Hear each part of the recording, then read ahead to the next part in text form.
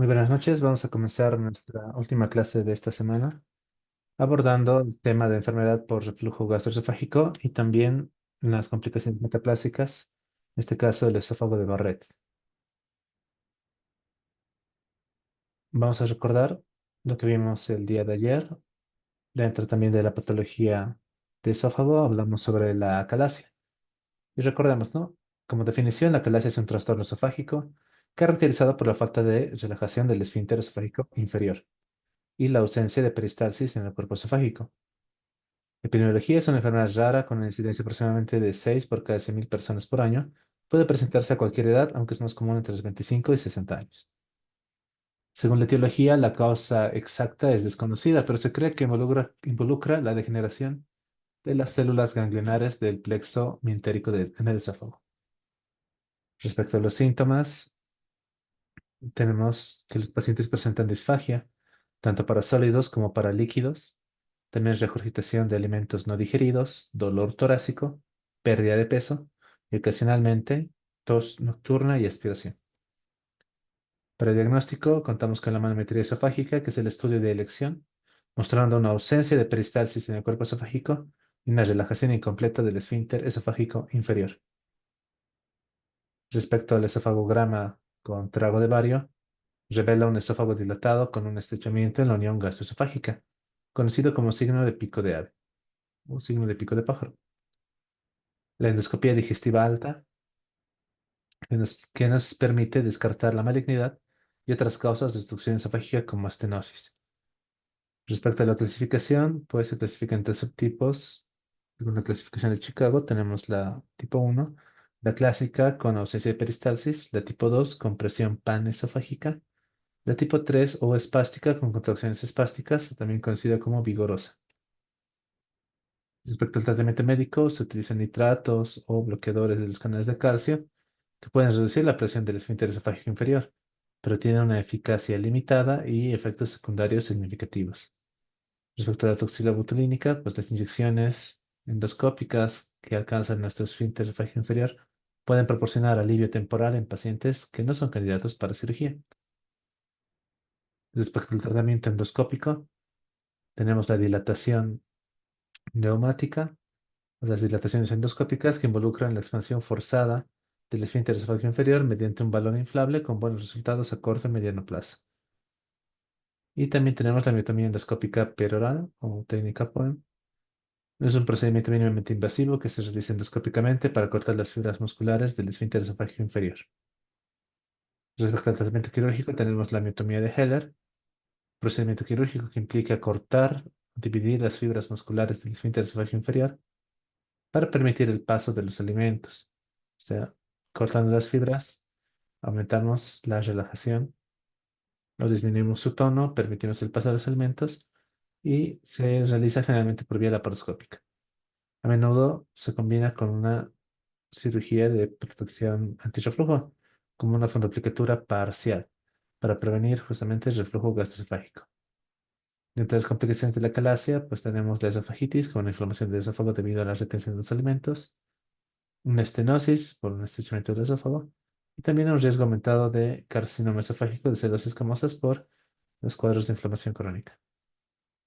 Respecto al seguimiento y monitoreo, los pacientes con acalasia requieren seguimiento regular para monitorizar la eficacia del tratamiento y detectar posibles complicaciones. La manometría y el esofagograma pueden ser repetidos según sea necesario. Respecto a la dieta y el estilo de vida, modificaciones dietéticas como comer lentamente, masticar bien los alimentos, beber líquidos para ayudar a pasar los alimentos por el esófago suelen ser indicados, y de igual forma elevar la cabecera de la cama para reducir el riesgo de regurgitación nocturna en nuestra posición al dormir. Respecto al pronóstico, con tratamiento adecuado, la mayoría de los pacientes con acalasia pueden obtener un buen control de los síntomas. Sin embargo, es una enfermedad crónica que requiere manejo continuo. Respecto al reflujo gastroesofágico, después de los tratamientos para la acalasia, especialmente en la anatomía de Heller, los pacientes pueden desarrollar reflujo, por lo que la fundoplicatura parcial puede ser necesaria, ¿no? Por eso se asocia la miotomía con su fundoplicatura. Y respecto a las investigaciones futuras, pues las investigaciones Continúan y se centra en entender mejor la etiología, la causa de la calasia y desarrollar así tratamientos menos invasivos, más efectivos, incluyendo las opciones ya genéticas, epigenéticas y biológicas. Muy bien, ahora vamos a ver el caso clínico que tenemos para la clase de esta noche. Tenemos un paciente masculino de 52 años con antecedentes de obesidad y tabaquismo.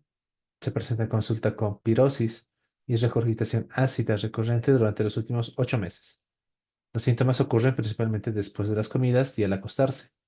El paciente refiere disfagia ocasional y dolor torácico no relacionado con el esfuerzo físico. Ha probado antiácidos de venta libre con alivio parcial de los síntomas. No presenta pérdida de peso significativa. Tampoco hay hemorragia digestiva ni cambios en el hábito intestinal. Al examen físico no se encuentran hallazgos anormales significativos. Respecto a las pruebas diagnósticas, en una endoscopía digestiva superior se evidencia, ¿no? Esofagitis erosiva grado C de la clasificación de Los Ángeles y una pequeña hernia hiatal. Respecto a la manometría esofágica, esta es normal y en el estudio de pHmetría de 24 horas muestra un aumento significativo del tiempo de exposición ácida en el esófago distal. Los laboratorios, una hemoglobina de 14 gramos por decilitro, un hematocrito del 42%, una glucosa de 105 miligramos por decilitro, función hepática y renal normales. Y esta es más o menos la imagen de su estudio endoscópico. Y bueno, vamos a comenzar con las preguntas. 10 preguntas sobre el tema de ERGE y tendríamos 30 segundos para responder a cada una de ellas a partir de ahora.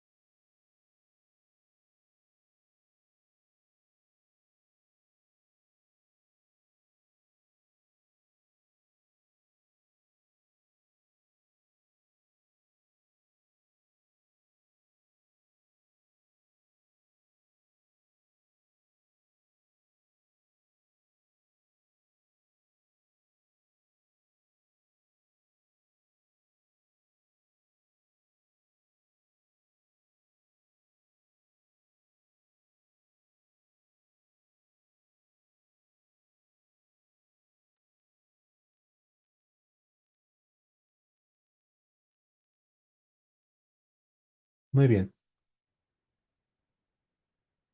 Como tenemos dos temas para esta noche, pues también vamos a tener dos casos clínicos. Este viene a ser el segundo caso clínico de los temas de esta noche, ¿no? Tenemos un paciente masculino de 55 años con antecedente de enfermedad por reflujo gastroesofágico de larga evolución. Se presenta en consulta por pirosis persistente y disfagia leve para los sólidos. El paciente ha estado en tratamiento intermitente con inhibidores de la bomba de protones durante los últimos 10 años, pero los síntomas han empeorado en los últimos 6 meses. Además, refiere pérdida de peso no intencionada de 5 kilogramos en el último año.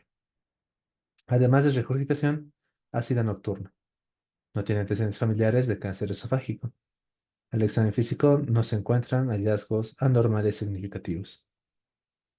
Las pruebas diagnósticas en su endoscopia digestiva alta superior muestran una mucosa esofágica anormalmente rojiza en la región distal del esófago con un patrón en línea de cresta que se extiende 3 centímetros por encima de la unión gastroesofágica. Se toman biopsias. El resultado de las mismas revelan una metaplasia intestinal especializada con células caliciformes. Los laboratorios, una hemoglobina de 12,8 gramos por decilitro, una hematocrito del 38%, una glucosa de 100 miligramos decilitro y la función hepática y renal son normales.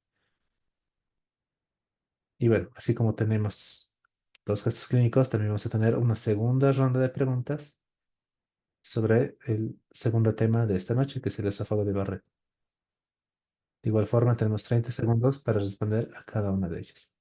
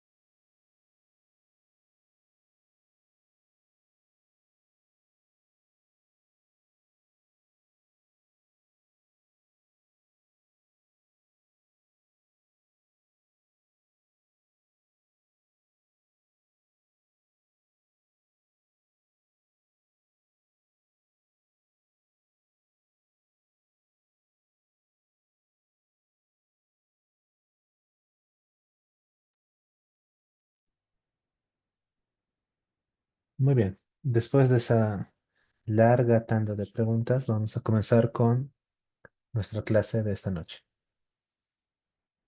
Y vamos a comenzar pues hablando de la enfermedad por reflujo gastroesofágico. Comenzamos con el punto clave que nos presenta el texto.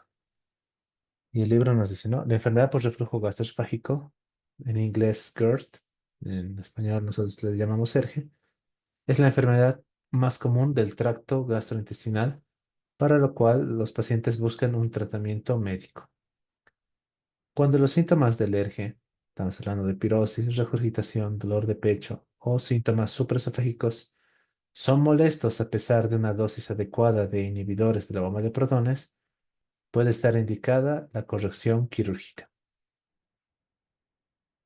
Entonces, es una enfermedad que es reconocida a mediados de 1930 y representa la mayoría de las enfermedades esofágicas, requiriendo así un tratamiento médico de por vida y, como mencionaba el punto clave, la cirugía antirreflujo restaura la pared gastroesofágica y puede ser útil cuando el tratamiento médico no es suficiente.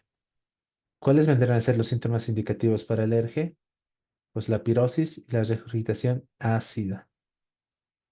Aunque estos síntomas, si bien son indicativos de la enfermedad por reflujo gastroesofágico, también se encuentran presentes en la calasia, en el espasmo esofágico difuso, en el carcinoma esofágico, en la estenosis pilórica, una colelitiasis, en la gastritis, en la úlcera gástrica o úlcera duodenal y hasta en la enfermedad de las arterias coronarias. Es por eso que para el diagnóstico se requiere una valoración completa y estructurada. Por tanto, tenemos que valorar tanto la presencia y la gravedad de la pirosis, junto con la regurgitación y la disfagia. Pero también tenemos síntomas atípicos, como aquellos que vienen a ser supraesofágicos, siendo así la tos, la ronquera, el dolor de pecho, cuadros de asma y de hasta aspiración. Y aquí tenemos nuestra primera pregunta que vamos a desarrollar a lo largo del tema, pues nos dice la definición de molestia retroesternal tipo ardoroso que comienza en el epigastrio y se irradia hacia arriba corresponde a,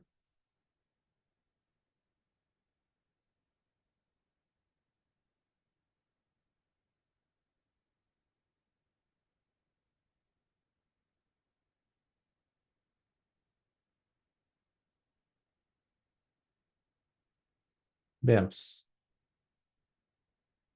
Muy bien, sí hay un consenso en las respuestas porque justamente estamos hablando de la pirosis. Veamos. La idea del texto cuando comenzamos a hablar de ERGE es justamente identificar bien cuáles son los síntomas, cuando hablamos de pirosis, cuando hablamos de inofagia y demás. ¿Y esto por qué? Porque tenemos esta encuesta, ¿no? La encuesta Gallup de los síntomas de la enfermedad por reflujo gastroesofágico durante la noche por la Asociación Americana de Gastroenterología, que nos dice que 50 millones de estadounidenses tienen pirosis durante la noche, al menos un episodio a la semana. 80% de los enfermos de pirosis tenían síntomas nocturnos y 65% tanto diurnos como nocturnos. 63% informa que afecta su capacidad para dormir e influye en su trabajo al día siguiente. 72% de sus pacientes ya cuentan con medicamentos recetados y casi la mitad, un 45%, informan que los remedios actuales no alivian todos sus síntomas. Entonces, si se dan cuenta, hablar de la pirosis es importante por su relación al reflujo gastroesofágico. Por tanto, la pirosis se presenta entre 40 a 50% de la población occidental. Se define como esa molestia retroesternal de tipo ardoroso que comienza en epigastrio y se irradia hacia arriba. A menudo se agrava con las comidas, con alimentos picantes o alimentos grasos, el chocolate, el alcohol y hasta el café. Entonces, con esto nosotros ya tenemos para responder esa pregunta, ¿no? La molestia no menciona dolor, ¿no? Habla de molestia retroesternal tipo ardoroso, que comienza en el epigastrio y se irradia hacia arriba. Puede empeorar en posición supina, o sea, al recostarnos. Generalmente se alivia con antiácidos o medicamentos antisecretores. No es el único síntoma, también hablamos de la regurgitación, que se define como el retorno sin esfuerzo del contenido gástrico ácido o amargo hasta el tórax, la faringe o incluso hasta la boca. Es grave durante la noche en posición supina o cuando uno se inclina. Puede ser secundario a una unión gastroesofágica incompetente o que se encuentra obstruida. ¿Cuál es la diferencia? Por ejemplo, si hablamos del ERGE por un esfínter esofágico inferior incompetente, el reflujo, o perdón, la regurgitación va a ser de carácter ácido. En cambio, en la calasia, donde también existe regurgitación, pero que esta no proviene del estómago, sino del propio esófago, entonces lo regurgitado es insípido. Ahora, la regurgitación puede provocar síntomas pulmonares como broncoespasmo por la acidificación esofágica y también episodios de tos por la estimulación ácida o también por la distensión del esófago. Recordamos que el esófago se encuentra en relación con la tráquea. Respecto a la disfagia, pues se define como la sensación de dificultad en el paso de los alimentos desde la boca hacia el estómago. Es el síntoma más específico de la enfermedad del intestino anterior. Podemos tener tanto una disfagia orofaringea como una esofágica. La orofaringea se diferencia porque es la dificultad para transferir los alimentos de la boca al esófago y generalmente se manifiesta con una regurgitación nasal o aspiración. Respecto a la disfagia esofágica, es la sensación de que los alimentos se adhieren a la parte inferior del tórax o al epigastrio. También está asociado o no también a dolor. Aquí cuando hablamos de dolor ya podemos hablar de odinofagia, que se alivia con el paso del bolo. Entonces, hay diferencia entre disfagia y odinofagia. ¿Cuál es la diferencia? El dolor. Y hablando de otro tipo de dolor, en este caso el dolor torácico, 50% de los pacientes con dolor torácico extremo tienen una función cardíaca y estudios de radiografías coronarias normales. Y estos, pues, si bien tienen estos estudios normales, si manifiestan el dolor y uno le hace un estudio de pH, este estudio de pH sale positivo. ¿Eso qué nos quiere decir?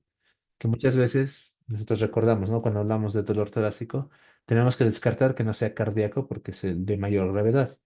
Entonces, viene un paciente con dolor torácico, uno lo valora, le hace estudios cardíacos, enzimas y demás, y ve que esos estudios son normales.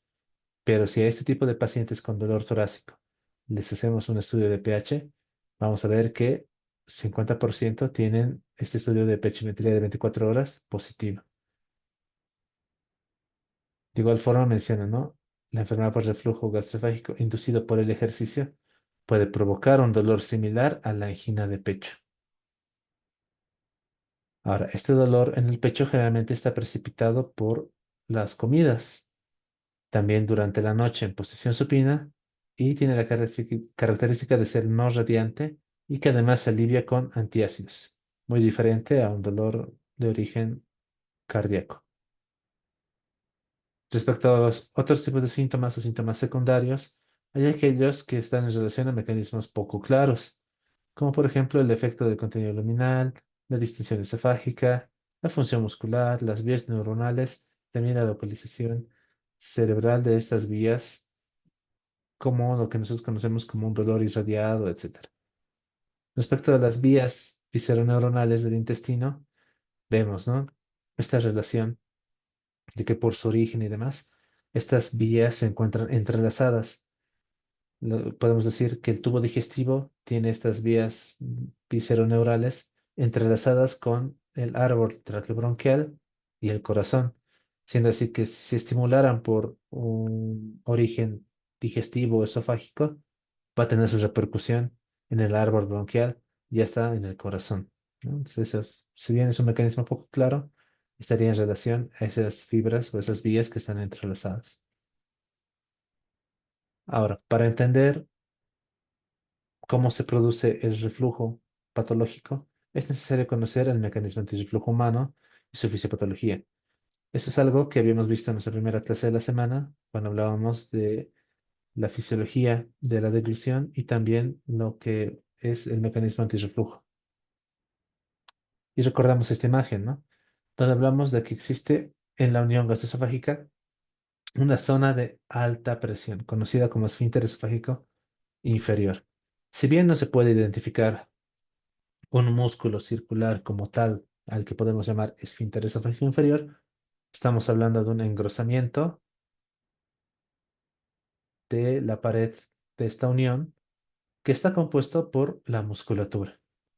Permanece en una posición tónica activa hasta el momento de la deglución y también se abre con la distensión del fondo gástrico.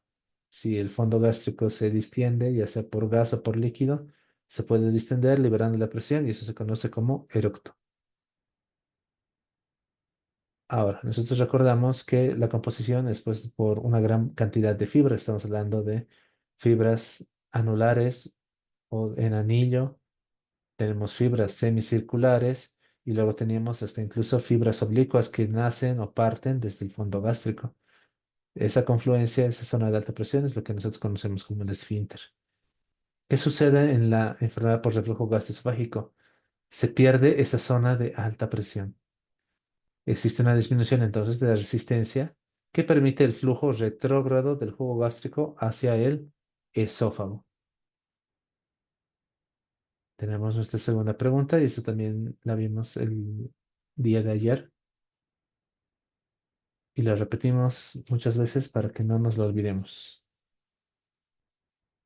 ¿Cuál es el valor medio de la presión del esfínter esofágico inferior?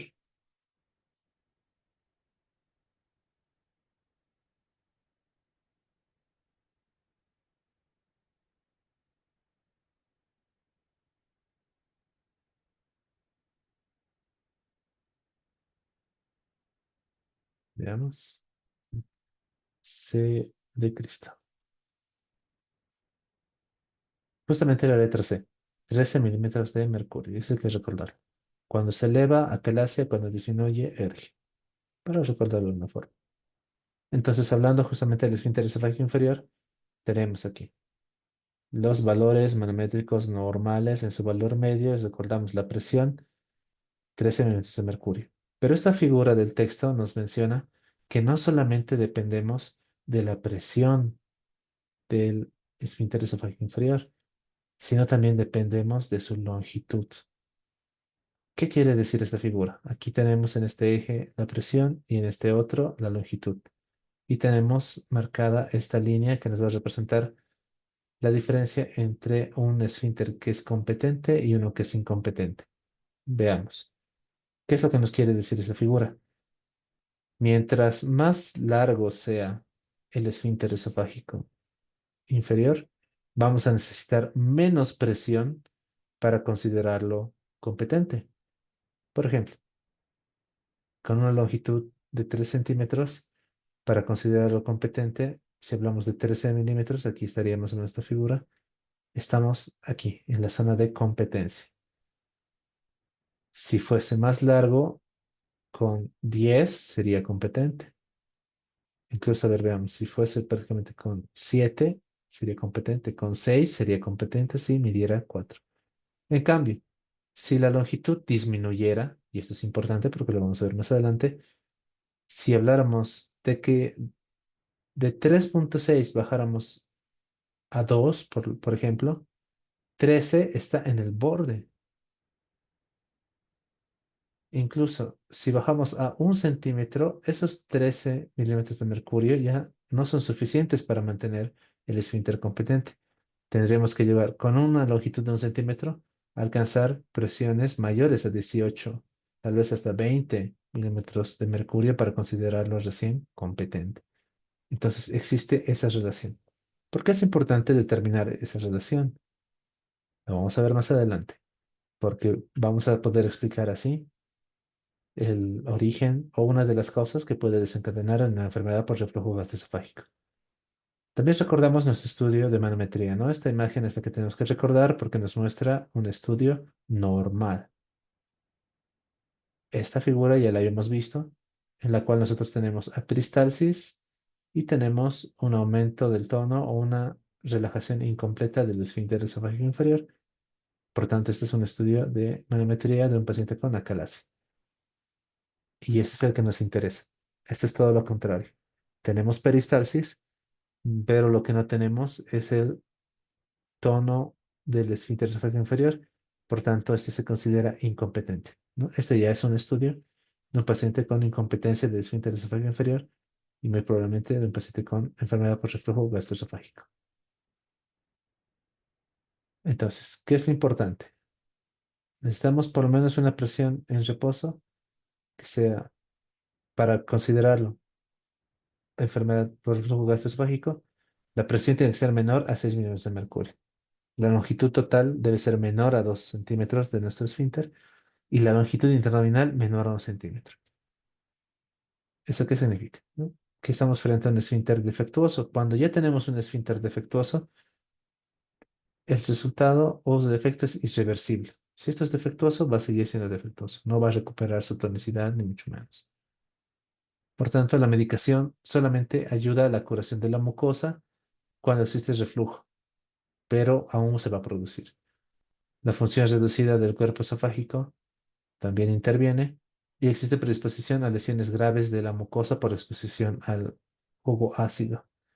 Vamos a tener entonces regurgitación, aspiración y tanto la regurgitación como la aspiración o broncoaspiración puede llevar a episodios respiratorios de tos, de asma y hasta falla pulmonar.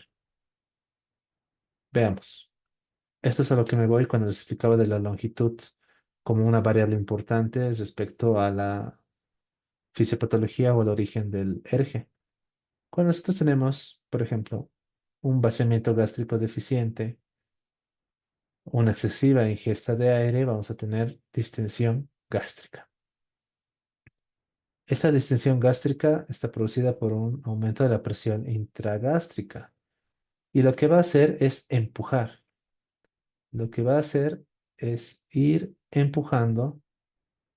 Por ejemplo, si el estómago se distiende, va a ir empujando nuestra zona de alta presión y va a hacer que exista la relajación para el reflujo fisiológico, que habíamos visto también el día martes. Pero cuando esto sucede con mucha frecuencia, con mucha periodicidad, cada vez se distiende el estómago, lo que va a hacer es ir acortando esta zona de presión. Al ir acortando la zona de presión, vamos a perder la longitud. Si nosotros con este desplazamiento del esfínter esofágico llegamos a un acortamiento de lo que debería medir 3 llega a medir 1 centímetro, por ejemplo, vamos a necesitar mucha más presión para poder mantenerlo competente. Y es por eso que existe la relajación. Cuando hablamos de reflujo fisiológico, hablamos de una relajación transitoria. Generalmente esto sucede o nos ayuda a liberar la presión mediante lo que conocemos como eructo. Sin embargo, cuando estos episodios se producen de forma repetida, ya sea por un gran volumen de la comida, deglutimos aire de forma crónica, consumimos abundantes líquidos carbonatados, estamos hablando de refrescos principalmente, también consumo de alimentos grasos, recordando que los alimentos con alta cantidad de proteína y alto contenido graso o necesitan encontrarse en la cámara gástrica por más tiempo, produciendo un vaciamiento lento del mismo. Todos estos factores, pues, producen una distensión gástrica repetida.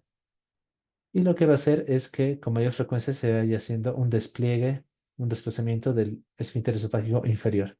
Por tanto, va a empezar a atenuarse la musculatura y se va a desplazar, ¿no? Se va a cortar y de esa forma se va a reemplazar ese mecanismo fisiológico que veíamos a este nivel para liberar la presión mediante el eructo. Se va a convertir de fisiológico a patológico, porque ya no va a ser transitorio, se va a volver permanente. Y es ahí donde nosotros vamos a tener como resultado el reflujo postprandial grave. Ahora, el umbral de reflujo muchas veces está asociado a lo que se conoce como hernia hiatal. Entonces, lastimosamente, si bien no lo tenemos en nuestra bibliografía, si leemos el capítulo de esófago, pues vemos que tiene la parte de hernia hiatal. La hernia hiatal está en relación a la enfermedad por reflujo gastroesofágico, porque habíamos mencionado, por ejemplo, en la parte de anatomía, el día martes de esófago, que la parte del hiato diafragmático tiene fibras que se adhieren firmemente al extremo inferior del esófago y permiten su mecanismo de peristalsis y demás. O sea, es muy importante que se encuentre bien fijado la porción inferior del esófago tiene que estar bien fijada al diafragma. Cuando esta zona de fijación se va perdiendo, ya sea porque tenemos incompetencia del hiato o este hiato se hace más grande, ya no vamos a poder mantener el esófago en su lugar. Y nosotros habíamos recordado que el peristaltismo tiende a jalar hacia arriba por ese mecanismo como de el paso de una oruga. Entonces, lo que va a hacer es poco a poco ir ascendiendo, va a perder su topografía y más bien vamos a ir viendo que el estómago va a ir ascendiendo junto con el esófago y vamos a tener diferentes grados de hernia hiatal. O sea, el estómago, que debería ser netamente intraabdominal, va a pasar a la cavidad torácica. Y por tanto, si el estómago pasa a la cavidad torácica, esta hernia hiatal pues también condiciona de que nuestro esfínter esofágico inferior no funciona de forma adecuada y vamos a tener también episodios de reflujo. Ahora, aquí habíamos visto, esto es importante para poder recordar, qué es lo que va a producir nuestra esofagitis, ¿no? Por ejemplo, aquí tenemos la inflamación repetida por una carditis o una esofagitis cuando tenemos el reflujo postprandial grave. Este reflujo produce inflamación. La inflamación, ¿qué es lo que va a producir? Un aumento de la deglución. ¿Por qué razón? Porque la saliva, al tener un pH neutro, alivia las molestias. Entonces, por reflejo, el paciente deglute más saliva. Pero cuando se deglute más, también se deglute aire. Aumentamos la aerofagia. Y habíamos visto que el deglutir aire crónicamente favorece más bien la distensión. Entonces, si bien uno intenta aliviar las molestias deglutiendo saliva, condicionamos más aerofagia y más reflujo postprandial grave. Pero no solamente vamos a tener un aumento de deglución por la inflamación repetida, sino que vamos a tener estos cambios, ¿no? El epitelio escamoso, que es el normal del esófago, para defenderse de esta inflamación repetida y de este reflujo, va a cambiar a un epitelio cilíndrico, lo que inicialmente se conoce como anillo de Schatzi o un anillo fibroso en la unión escamo-columnar. Ese sitio donde se encuentran el epitelio escamoso con el cilíndrico se va a conocer como anillo de Schatzi. Y este cambio del epitelio pues va a producir episodios de disfagia. Y aquí es donde empezamos a hablar de las complicaciones asociadas con el ERGE o la enfermedad por reflujo gastroesofágico. Estas complicaciones se deben a los efectos directos del fluido gástrico, del jugo gástrico. En la mucosa esofágica vamos a tener esofagitis, diferentes grados de esofagitis, que pueden llegar a cuadros de estenosis esofágica o incluso a lo que se conoce como esófago de Barrett. Pero no solamente a nivel de la mucosa esofágica, también vamos a tener complicaciones a nivel de la laringe o el epitelio respiratorio, más que todo por la regurgitación y la broncoaspiración, lo que puede llevar hasta un cuadro de fibrosis pulmonar de forma progresiva. Veamos, esta tabla que nos muestra el texto nos dice las complicaciones de la enfermedad por reflujo gastroesofágico en 150 casos consecutivos con enfermedad comprobada, con endoscopía de monitoreo de pH esofágico durante 24 horas y también con estudios de motilidad. Veamos. El número de casos, habíamos dicho 150, y vemos los tipos de complicaciones y si el esfínter es normal y cuando el esfínter es defectuoso. Cuando el esfínter es normal, pues ninguna complicación, la mayor parte, ¿no? 58%, cuando es defectuoso, 42%. De los que presentaron esofagitis erosiva, fueron 47, con esfínter normal solo 23 y con esfínter defectuoso la mayoría, ¿no? 77%. Respecto a estenosis, solamente 19, 11% con esfínter normal, la gran mayoría, 89% con el esfínter defectuoso. Y respecto al esófago de Barrett, De los 150, 25 tenían esófago de Barrett. Con esfínter normal, ninguno. Y con el esfínter defectuoso, todos. Entonces, el esfínter defectuoso en la enfermedad por reflujo gastroesofágico condiciona al esófago de Barrett. Ahora, algo que describía y en algún momento se mencionaba cuando hablábamos el día martes de los estudios que nosotros hacemos, vimos que no netamente nos dedicamos a hablar de la función del esófago, sino también teníamos estudios que evaluaban la función duodenogástrica en relación a la patología esofágica. ¿Eso qué significa? Podemos tener nosotros nuestras lesiones por la presencia del jugo gástrico, más que todo el jugo ácido y la presencia de la pepsina. Sin embargo, si a este jugo ácido le asociamos el jugo duodenal, que particularmente contiene sales biliares y también la secreción pancreática, vamos a potenciar el efecto lesivo, el efecto destructor de ese reflujo, produciendo una lesión epitelial máxima. Y esas figuras son justamente lo que trata de mostrarnos, ¿no? Cuando tenemos reflujo gástrico, cuando tenemos reflujo mixto, la mayoría de los casos, pues eso serán a mayores complicaciones.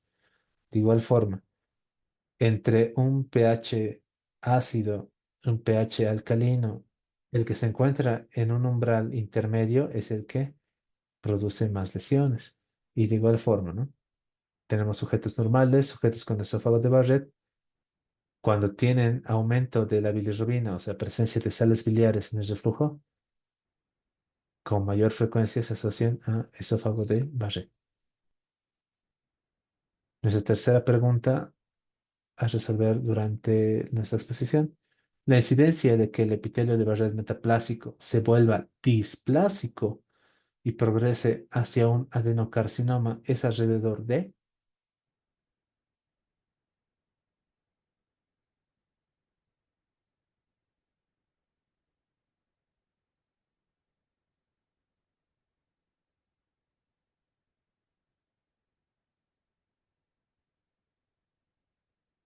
veamos, existe un consenso por el inciso A.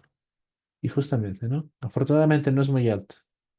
0,2 a 0,5% por año. Veamos, justamente si seguimos hablando del esófago de Barrett o de las complicaciones, vemos la estenosis y el esófago de Barrett. Una lesión esofágica sostenida, producida por el reflujo gástrico o un reflujo gástrico duodenal persistente, va a producir estenosis de la luz como metaplasia intestinal. Si hablamos de la estenosis de la luz, vamos a tener fibrosis de la submucosa, una fibrosis intramural. Esta estenosis puede asociarse entonces a una esofagitis grave y también asociarse a un esófago de Barrett. Pueden existir estenosis inducidas por fármacos. En estos casos, pues la dilatación endoscópica suele corregir la disfagia, ¿no? La estenosis con las dilataciones endoscópicas neumáticas podemos hacer que mejore la sintomatología. Respecto a la estenosis esofágica distal, por la enfermedad por reflujo gastroesofágico más una lesión cáustica repetitiva por cápsula o tableta, pues tenemos estenosis de tipos largas que parecen cuerdas, suelen ser resistentes a la dilatación endoscópica y ese tipo de lesiones es menos frecuente desde que se ha estandarizado el uso de los inhibidores de la bomba de protones.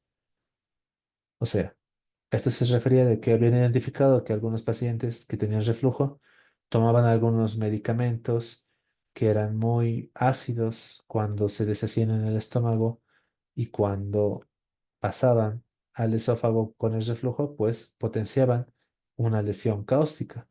Como menciona aquí, ahora este tipo de lesiones es menos frecuente. Ahora que nosotros contamos con nuestro esófago, pero contamos con nuestro inhibidor de la bomba de protones. Más específico, el texto no nos lo menciona, ¿no? Pero nos dice que sí, que había algunos medicamentos, que especialmente de tipo cápsula o tableta, que producían este tipo de lesiones. Eso respecto a la estenosis. El otro lado de nuestra fisiopatología de las complicaciones van a ser la metaplasia intestinal. Y justamente esta metaplasia intestinal lo que hace es producir un cambio, ¿no? Del epitelio escamoso a un epitelio cilíndrico. Eso como un mecanismo de defensa. A este cambio se conoce como esófago de Barrett. Y este esófago de Barrett entonces puede asociarse a esofagitis, a estenosis, a ulceraciones en esta mucosa, conocido como ulceración de Barrett, y también a displasia. La displasia, como lo que nosotros habíamos mencionado, lo más peligroso en este aspecto, con una incidencia de progresión a adenocarcinoma de 0,2 o 0,2 a 0,5% por año.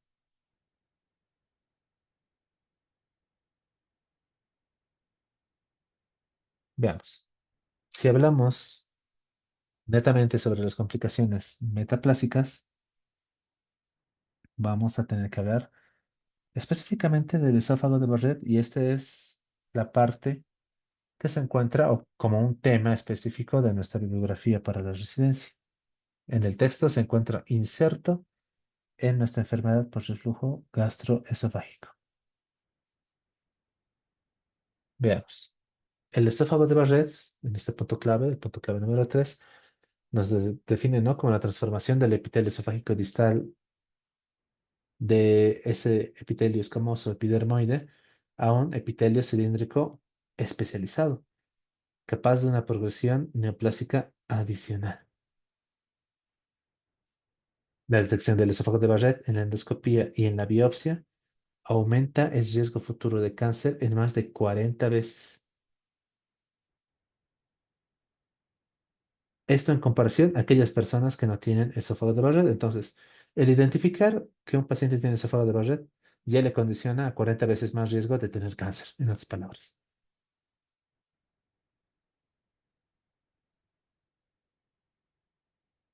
Entonces, si hablamos de las complicaciones metaplásicas, hablamos del esófago de Barrett, que ya en 1950 fue descrito inicialmente por Norman Barrett, que se encontraba estudiando este tipo de lesiones, pero en otro tipo de pacientes, porque trataba de encontrar un origen congénito de estas lesiones. ¿Que podría existir ese tipo de lesiones congénitas? Existiría, mencionaba, estudiaba la posibilidad. Sin embargo, se dio cuenta de que 10 a 15% de los pacientes tenían ERGE. Por tanto, para el diagnóstico del esófago de Barrett, dentro del estudio de los pacientes con ERGE, nos hemos dado cuenta de que la endoscopía junto con la biopsia nos da o nos ayuda mucho en el diagnóstico. ¿Por qué? Porque nos va a permitir observar las zonas de metaplasia con células caliciformes intestinales. Esto se refiere como un epitelio especializado, ¿no? Porque tiene esas células caliciformes de la mucosa intestinal, que no debería encontrarse en el esófago. ¿Cuál es el tratamiento? Menciona, tenemos que asociar el tratamiento médico para disminuir la lesión hacia la mucosa esofágica de nuestro inhibidor de la bomba de protones, más una cirugía antirreflujo. ¿Cuáles son las complicaciones del esófago de Barrett? Pues puede existir complicación en relación a formación de úlceras, o sea, ulceraciones, la úlcera de Barrett. Estas úlceras pueden llegar a ser profundas y llegar a perforarse, o incluso con la inflamación crónica se puede producir estenosis. Y, como hemos mencionado, de una metaplasia pasarnos a una displasia y obtener como resultado una neoplasia, un cáncer. Respecto a la definición entonces del esófago de Barrett, para saber específicamente a qué nos referimos con esófago de Barrett, antes se mencionaba que esta mucosa columnar, esta mucosa con la metaplasia intestinal, tenía que ser de al menos 3 centímetros hacia el esófago, o sea, de nuestra unión gastroesofágica. Veamos si tenemos alguna figura.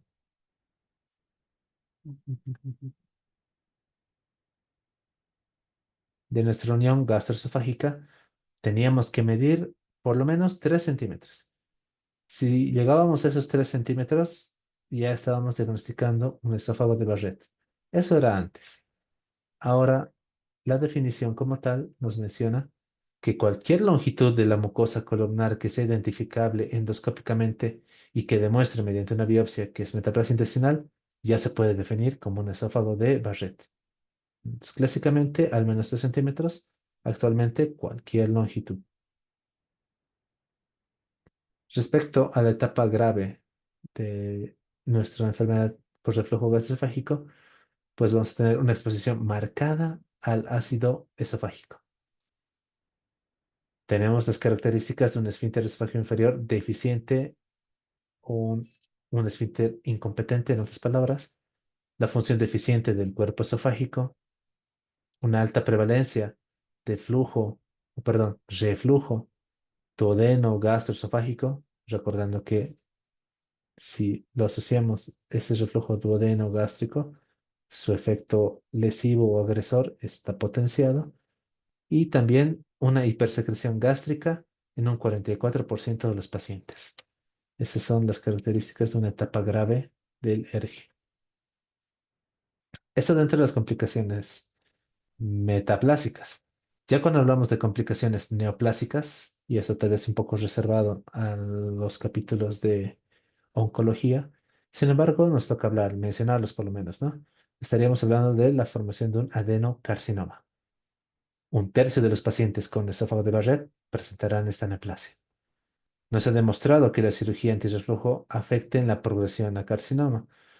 Entonces, el objetivo de la cirugía antirreflujo no es evitar el cáncer, sino más bien es controlar el reflujo.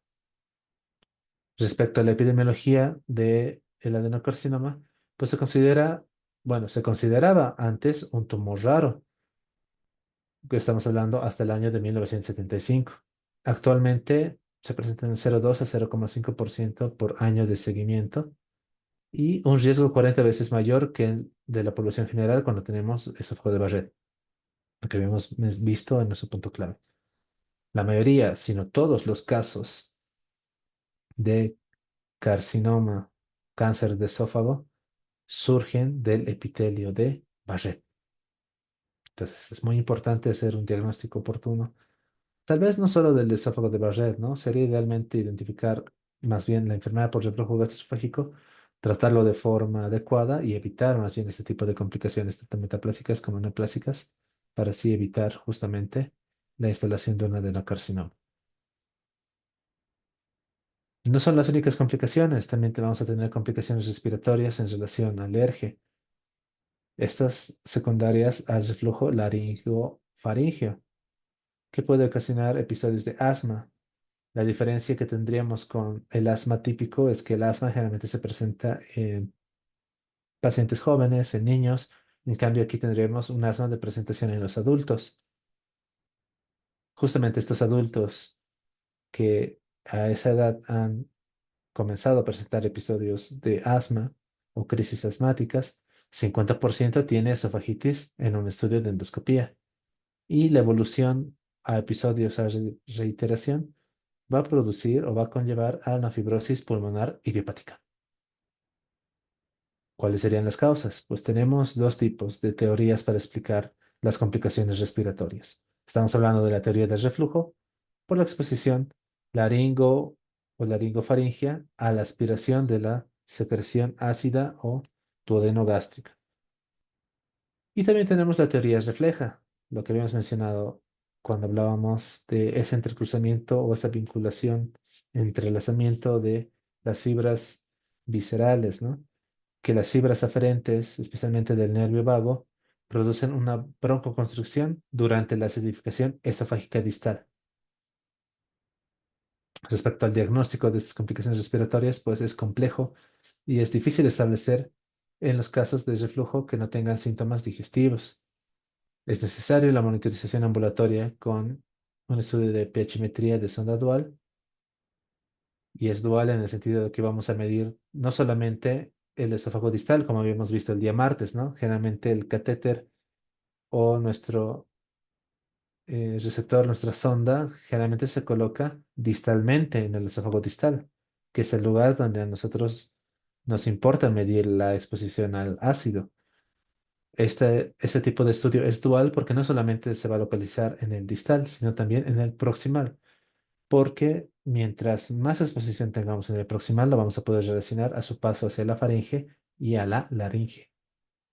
Y respecto al tratamiento, el uso de los inhibidores de la bomba de protones tiene una efectividad reducida, estamos hablando de menos del 15%.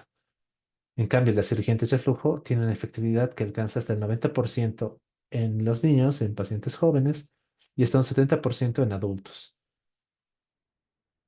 ¿Cuál sería la causa para que no exista un buen resultado de las cirugías de reflujo? Sería el trastorno de la motilidad esofágica. Muy bien. Esto es respecto a las características del ERGE, sus complicaciones, dentro de las complicaciones metaplásicas y también, pues, el diagnóstico específico del ERGE, que eso también lo habíamos visto el día martes, ¿no? Con los diferentes tipos de estudios que tenemos a disposición. Una vez diagnosticado lo que viene a ser el ERGE, tenemos que hablar ahora del tratamiento. Y vamos a tener entonces que hablar inicialmente del tratamiento médico. Y el texto nos dice, ¿no? Desde que los antiácidos son de venta libre, pues muchos pacientes ya se automedican con inhibidores de la bomba de protones. Siendo así que con síntomas leves y sin complicaciones, el tratamiento de 12 semanas con antiácidos simples puede ser suficiente para mejorar la calidad de vida o los síntomas que presenta el paciente.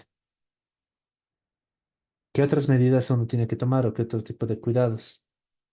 Pues elevar la cabecera de la cama para evitar estar completamente en posición vertical, perdón, horizontal, evitar la ropa ajustada, porque esa ropa ajustada puede aumentar la presión intraabdominal, especialmente intragástrica o del abdomen superior, evitar, o perdón, comer comidas pequeñas y frecuentes, o sea, evitar comer en la noche o evitar las comidas muy copiosas.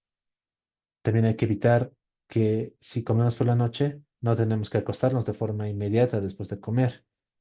Y también evitar el alcohol, el café, el chocolate y la menta. Lo que habíamos mencionado, ¿no?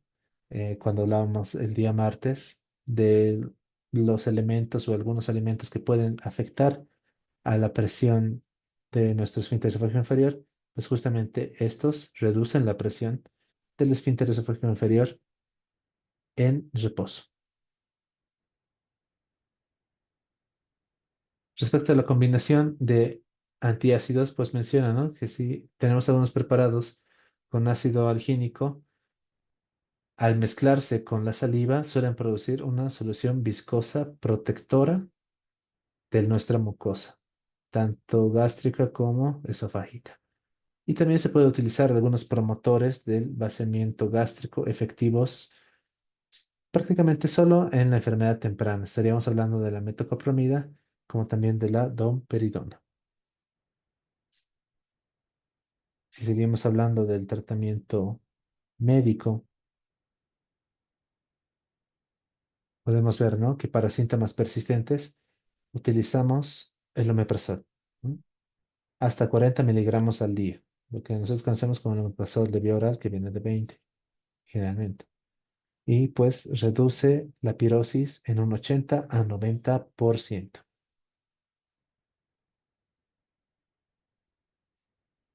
Respecto a la interrupción del tratamiento, o sea, cuando nosotros dejamos de tomar el omeprazol, existe una recurrencia hasta el 80% de los pacientes y luego los síntomas pueden progresar, o sea, empeorar hasta en un 40% de los pacientes. Por tanto, el tratamiento médico, una vez iniciado, la mayoría de los pacientes debe requerirlo de por vida. 40-80% de los pacientes con esófago de Barrett persisten con exposición al reflujo, incluso con dosis de 20 miligramos 2 veces al día, y hasta 25% en pacientes sometidos incluso a una fundoplicatura de Nissen. Entonces, ¿cuál es la estrategia terapéutica sugerida? Esto es muy parecido a lo que veíamos en nuestro capítulo de acalasia, ¿no? Vemos. Utilizamos inicialmente inhibidores de la bomba de protones. Si existe persistencia de los síntomas a pesar del tratamiento, tenemos que irnos a realizar un estudio de endoscopía.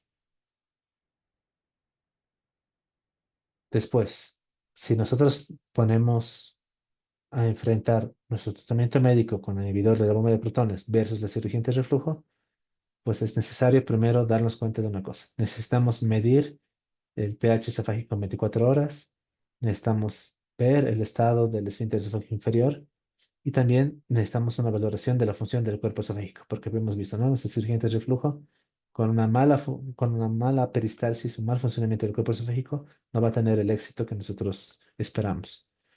Y respecto a la cirugía antirreflujo como tal, la gran ventaja, ¿no? Controla los síntomas hasta en un 85 a 90% de los pacientes sometidos a cirugía.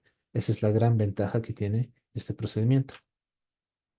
Veamos, respecto a las indicaciones para realizar nuestra cirugía, pues vemos, ¿no? Si tenemos un paciente con ERGE objetivamente comprobada, más síntomas típicos de la enfermedad, estamos hablando de pirosis o regurgitación, o también frente a un paciente joven que no desea tomar medicamentos de por vida, pues debemos considerar primero ver que su esfínter esofágico inferior sea estructuralmente defectuoso, o tengamos tal vez casos de esofagitis endoscópica grave, o estenosis esofágica, o esófago de Barrett, todos ellos van a ser candidatos para cirugía. Para nuestra selección de pacientes, ¿no? 25 a 50% de los pacientes tienen enfermedad persistente o progresiva. Por tanto, la fundoplicatura laparoscópica proporcionará una cura a largo plazo en la mayoría de los pacientes con molestia mínima y un retorno también temprano a la actividad normal, por ser de mínima invasión. Cuando nosotros tenemos una pérdida de la contractibilidad esofágica, no necesariamente tenemos que hacer una técnica de Nissen, que vamos a ver más adelante, como una total, sino que la indicación sería irnos por un procedimiento parcial. También necesitamos hacer un tratamiento para nuestro esófago de Barrett, en el cual muchas veces se requiere una ablación endoscópica de evaluación, una resección endoscópica y en algunos casos hasta una resección esofágica. Esto ya como técnicas formales de exéresis o extirpación. Respecto a la valoración preoperatoria, los síntomas clínicos consistentes con el reflujo gastroesofágico van a ser la pirosis, la regurgitación y en parte van a tener buena respuesta a el uso de inhibidor de la bomba de protones. Necesitamos también una confirmación objetiva del reflujo. Ya habíamos dicho, ¿no? El estudio de pechimetría de 24 horas es el que nos da el diagnóstico, ¿no? Si este es normal, estamos frente a un ERGE. Además, tenemos que hacer una valoración de la motilidad esofágica. ¿Y eso con qué estudio lo hacemos? Pues justamente con nuestra manometría esofágica. También es necesario hacer una valoración de la anatomía hiatal. Esto se puede hacer mediante una estudio de endoscopía y también nuestra radiología de contraste, ¿no? Esto para ver anomalías estructurales. Nuestra pregunta 4 del capítulo, ya acercándonos a la última pregunta. Dentro de los principios del tratamiento quirúrgico antirreflujo, ¿qué porción del estómago debe usarse para cojinar el esfínter?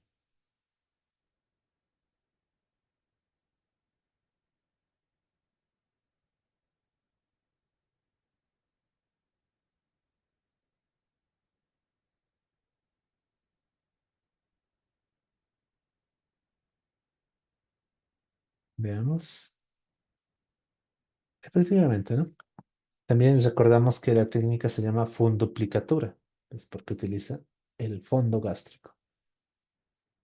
Respuesta, inciso B, fondo gástrico, justificado en nuestra página 1039. Veamos, ¿cuáles son los principios del tratamiento quirúrgico? ¿Cuál es la idea? Crear una válvula de colgajo que evite la regurgitación. Doble de presión que presión gástrica. O sea, si nuestra presión gástrica es de 6 milímetros de mercurio, debemos crear una válvula de al menos 12 milímetros de mercurio. Y la longitud debe ser de al menos 3 centímetros. ¿Por qué de 3 centímetros? Ya hemos visto, ¿no? La longitud es importante. Con una longitud promedio, una buena longitud, no necesitamos altas presiones para mantener competente el esfínter. Entonces, esa es la razón.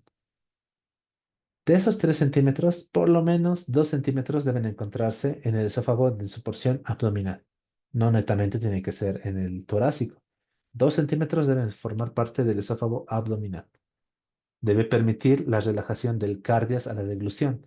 De nada nos sirve hacer un procedimiento, una fondoplicatura que sea demasiado tensa y no permita la relajación. Estaremos produciendo una especie de acalasia iatrogénica o secundaria a una cirugía, ¿no? Entonces, el principio o la característica de nuestro tratamiento debe ser que se permita la relajación del cardias a la deglución. Por tanto, solo el fondo gástrico debe usarse para reforzar el esfínter. La envoltura debe colocarse solamente sobre el esfínter y evitar también la lesión de los nervios vagos. Esa es la respuesta a nuestra pregunta. Pero la explicación la dimos al comienzo, cuando hablábamos de nuestro esfínter esofágico inferior, y es esto, ¿no? Nuestra zona de alta presión está compuesta por anillos musculares, por fibras semicirculares y por fibras oblicuas. Estas fibras oblicuas que se encuentran en el fondo gástrico responden al igual que las fibras que se encuentran a este nivel. ¿Eso qué significa? Cuando existe deglución, tiene que existir una relajación. Todo lo que viene a ser el centro motor de la deglución estimula la relajación del esfínter esofágico inferior y este estímulo se transmite también a estas fibras oblicuas que se encuentran en el fondo. Esa es la razón de que cuando esto se relaje, esto también va a relajarse o esas fibras también se van a relajar y por tanto el utilizar el fondo gástrico permite que esa sincronía se mantenga y tengamos también la relajación al momento de la deglución de nuestro esfínter esofágico inferior y esta nueva válvula que hemos creado con la cirugía. Justamente la fonoplicatura no debe aumentar la resistencia del esfínter relajado contra la motilidad esofágica. La fondoplicatura sin tensión indebida, ¿no? O sea, no debe estar con una tensión demasiado elevada. Debemos encontrar un equilibrio para que se permita la deglución. Por tanto, el objetivo del tratamiento quirúrgico es crear una nueva válvula antirreflujo en la unión gastroesofágica. Para la selección de nuestro procedimiento, pues tenemos la fundoplicatura laparoscópica tipo Nissen como procedimiento de elección para la reparación primaria. Luego tenemos la fundoplicatura parcial para casos en los cuales tengamos asociada la motilidad esofágica deficiente y un buen resultado en el 90% de los pacientes. Ahora, ¿por qué parcial y no total en la motilidad esofágica deficiente? Pues de igual forma, ¿no? Si nosotros queremos crear una nueva válvula a este nivel para que exista la peristalsis, la deglución, tiene que funcionar bien el esófago para poder propulsar el alimento y vencer también de esa forma nuestra presión a este nivel con la relajación, permitir el paso del alimento del esófago al estómago. Si nosotros tenemos aperistalsis o una mala función, una mala peristalsis esofágica, y nosotros creamos a este nivel nuestra válvula por completo, o sea, con un procedimiento total, y se dice total porque vamos a cubrir en 360 grados nuestra válvula, va a ser más difícil para ese esófago incompetente poder propulsar el alimento y por tanto no vamos a poder realizar el paso del alimento del esófago al estómago. Es por eso que en esos casos, para ayudarle un poco a ese esófago que se encuentra incompetente, se hace un procedimiento parcial, ya no de 360. Y vamos a ver qué opciones tenemos en nuestro arsenal de cirugías de fundoplicatura. ¿No? Esa es la razón por la cual debe ser parcial. Entonces, ¿cuáles son las reparaciones primarias antirreflujo? Les había adelantado que la fundoplicatura de tipo Nissen es la total. Total porque abarca 360 grados. Y tiene la ventaja de que se puede realizar de vía laparoscópica. Como puede ver aquí, en la posición francesa, esta es la posición que adopta tanto el paciente como el cirujano para realizar la cirugía. Se realiza primero una disección yatal, una preservación de ambos nervios vagos, así como en el tema de la calasia, ¿no? En la cual nosotros teníamos que disecar bien las estructuras a este nivel para poder observar nuestro tercio inferior del esófago, su unión con el estómago y ver también cómo pasa el nervio vago tanto por delante y por detrás para evitar lesiones. Entonces se hace la disección, la preservación de los nervios vagos, se moviliza de forma circunferencial al esófago, como pueden ver aquí, se lo aísla. Por detrás ya podemos pasar por detrás de nuestro esófago. Aquí podemos ver cómo esto se puede realizar mediante eh, esta lámina, este Penrose, que nos permite ver que sí tenemos libre la parte posterior del esófago para poder pasar. Se realiza un cierre yatal, generalmente posterior al esófago. Esto muchas veces en relación a nuestra hernia de hiato. Si aquí tenemos un defecto en el hiato diafragmático, pues entonces se tiene que cerrar. Aprovechamos para cerrar eso y creamos una fundoplicatura corta y flexible sobre un dilatador esofágico. ¿Eso qué significa? Esta línea punteada es un dilatador. Nosotros le pasamos como si se tratara de una sonda orogástrica, este dilatador que tiene una luz. ¿Para qué nos sirve? Para que sobre eso nosotros podamos pasar el fondo gástrico. Como pueden ver, este fondo gástrico que se encuentra aquí, lo vamos a llevar al otro lado y le vamos a hacer dar una vuelta entera como si se tratara vulgarmente de una chalina. Si cubre completamente el cuello, por decirlo así, es un procedimiento total de 360 grados. Pero para evitar que nosotros tensionemos mucho, pasamos este tipo de dilatador, que no es nada más que una sonda con un grosor considerable, de una buena consistencia, para que no se colapse con ese procedimiento, y procedemos a suturar, ¿no? Con esa sutura tenemos cerrado el hiato, tenemos aquí nuestra fundoplicatura, y este es el procedimiento, esta es la nueva válvula que nos va a permitir recobrar la funcionalidad del esfínter esofágico inferior. Eso es respecto a la técnica Nissen. Luego vamos a hablar de las parciales. Entonces, tenemos la parcial posterior, también conocida como topet, que intenta minimizar los riesgos de efectos secundarios. Por ejemplo, cuando esta está con mucha tensión, una total, el paciente puede presentar disfagia. Entonces, si hacemos una parcial, la probabilidad de disfagia, la incapacidad para eructar y la flatulencia disminuye. Esa es una ventaja de ser un procedimiento parcial. Entonces, la técnica posterior se conoce como técnica de Toupet. Es una técnica de 270 grados y como pueden ver en esta representación, el esófago no llega a estar cubierto completamente. De aquí también se puede ver que es muy diferente a la total, ¿no? Aquí más bien dejamos un espacio, por eso es parcial, solamente 270. Y se hace un anclaje al borde yatal. Si se dan cuenta, aquí estamos anclando también a nuestro diafragma, a nuestro pilar del diafragma. Aquí se puede observar una fotografía del texto. Lastimosamente, los hilos creo que distraen demasiado, pero se ve como más o menos el fondo gástrico gira alrededor de nuestro tercio inferior y de esa forma, pues nosotros tenemos ya confeccionada nuestra nueva válvula. Esta es la técnica Toupet porque es posterior, ¿no? Parcial posterior. Luego también tenemos la parcial anterior. Esta recibe el nombre de tipo TOR. Es parecida a la reparación yatal posterior. Aquí hacemos lo mismo. Vamos a reparar la parte del hiato, pero el fondo ya no lo vamos a pasar por detrás, más bien lo vamos a pasar por delante, ¿no? El fundus anterior se enrolla sobre el frente del esófago. Puede ser de 90 grados, 120 grados o hasta 180 grados.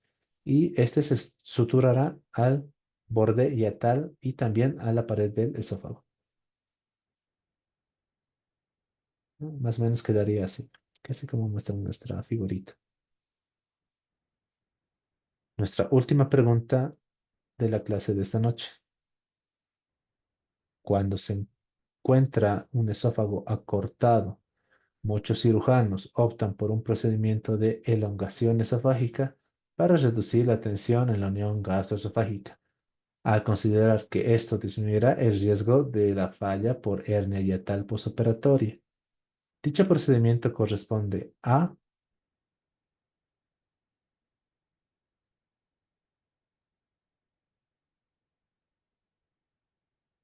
Veamos las respuestas.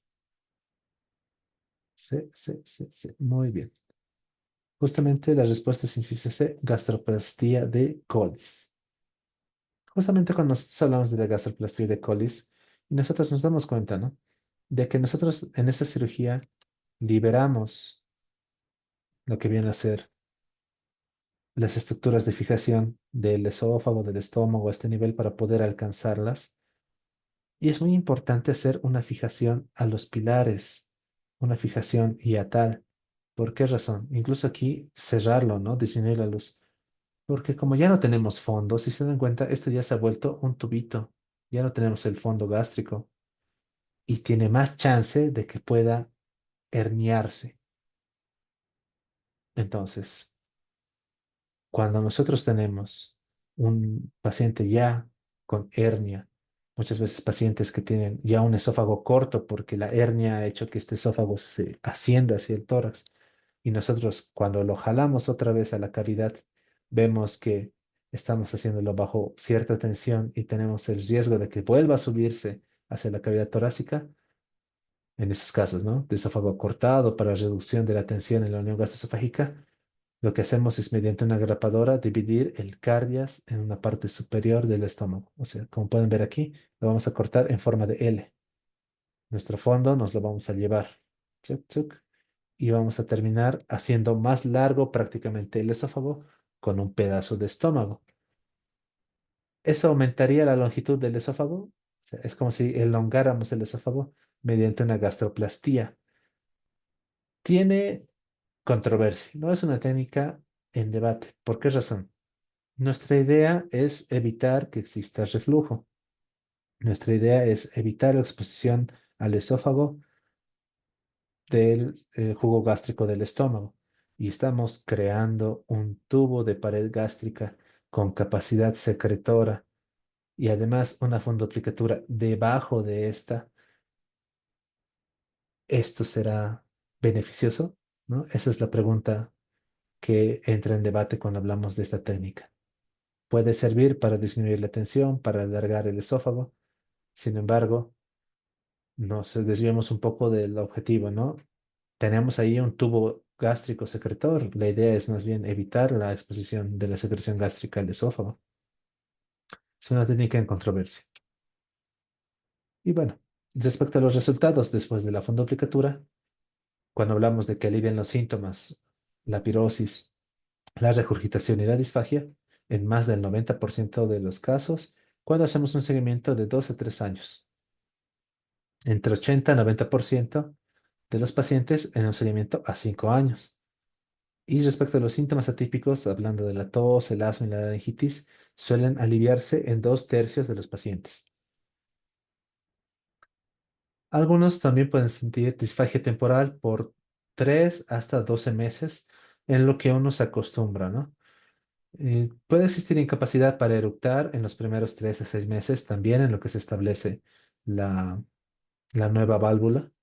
Y pues también puede existir hiperflatulencia por un aumento de la dilución del aire sumada a la incapacidad para eructar. Eso dentro de los síntomas molestos o molestosos que uno puede tener después de la cirugía. Respecto a procedimientos adicionales que se pueden hacer durante la cirugía antirreflujo, si hablamos de la división de los vasos cortos que permitiría movilizar mejor el fondo gástrico, menciona el texto, ¿no? Que se ha descrito que no mejora los resultados, más bien le suma complejidad al procedimiento y puede producir un resultado deficiente. Respecto a entre elegir una técnica Nissen a una Toupet, algunos efectos secundarios son menos frecuentes en la fundoplicatura posterior, entonces eso nos podría hacer inclinarnos por una parcial. Y entre una Nissen y una tipo DOR o anterior, pues la satisfacción general es similar para ambos procedimientos. Respecto entre los posteriores, entre versus posterior con anterior, entre Toupet y tipo DOR, pues la anterior produce menos disfagia y menos efectos secundarios, pero tiene mayor riesgo de reflujo recurrente. Respecto a la cirugía antirreflujo en pacientes con esófago de Barrett, el alivio de los síntomas es de 72 a 95% de buenos resultados.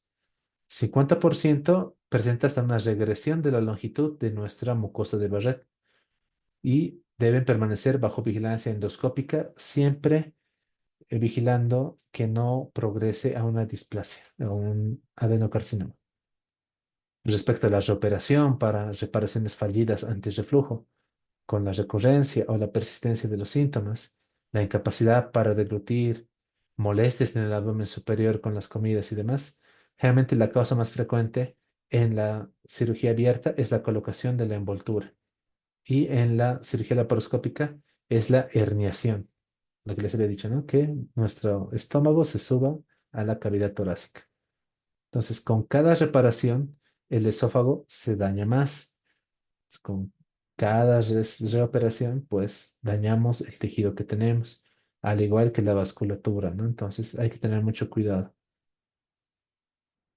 Bueno, eso respecto a lo que nos dice el texto en relación a la enfermedad por reflujo gastroesofágico y también en relación a la complicación metaplásica, el esófago de Barrett. Vamos a comenzar entonces ahora con la parte final de nuestra clase, que es la resolución del caso clínico y de las preguntas que hemos planteado al inicio.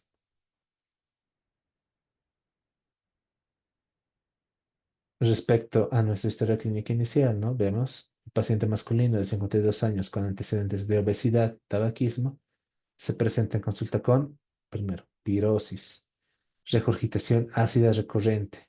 Esto durante los últimos 8 meses. Los síntomas ocurren después de las comidas y al acostarse. El paciente refiere disfagia ocasional con dolor torácico que no está relacionado al esfuerzo físico. Ha probado antiácidos de venta libre con alivio parcial y no presenta pérdida de peso, tampoco hay datos de hemorragia ni cambios en el hábito intestinal, ¿no? Entonces aquí la clave es identificar los síntomas. Ya hablando de pirosis y regurgitación, nosotros ya pensamos en reflujo. Al examen físico no se encuentra algún hallazgo significativo. Las pruebas diagnósticas, la endoscopia digestiva alta nos muestra una esofagitis erosiva grado C de Los Ángeles. Recordamos que existen 4 grados, la C es avanzada, y también datos de una pequeña hernia hiatal. Con esto nosotros ya tenemos, o sea, esta esofagitis es secundaria ¿a qué? A la exposición al ácido. Esa es nuestra sospecha. Le hacemos un estudio de manometría y vemos que es normal. Y a la pHmetría vemos que sí existe un aumento significativo de tiempo a la exposición ácida del esófago distal. Con esto nosotros ya hemos diagnosticado nuestra enfermedad por reflujo gastroesofágico. Recordemos, la pHmetría de 24 horas es el gold estándar. Los laboratorios, nada llamativo. Muy bien. Respecto a nuestras preguntas, ¿cuál es el síntoma más común de la enfermedad por reflujo gastroesofágico ERGE? Es justamente la pirosis. La pirosis o sensación de ardor en el pecho es el síntoma más común del ERGE, debido al reflujo del contenido gástrico ácido hacia el esófago. Pregunta 2.